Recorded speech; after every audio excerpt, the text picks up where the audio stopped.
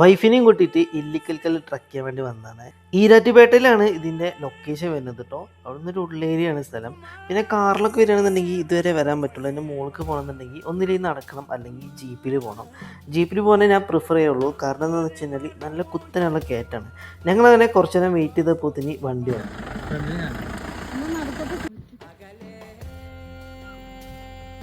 എന്താ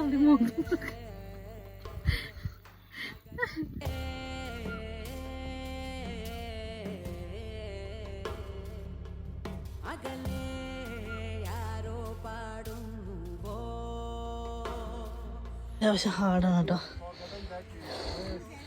പക്ഷെ അപ്പൂമാരൊക്കെ സിമ്പിളായിട്ട് കയറി ഇറങ്ങുന്നുണ്ട്.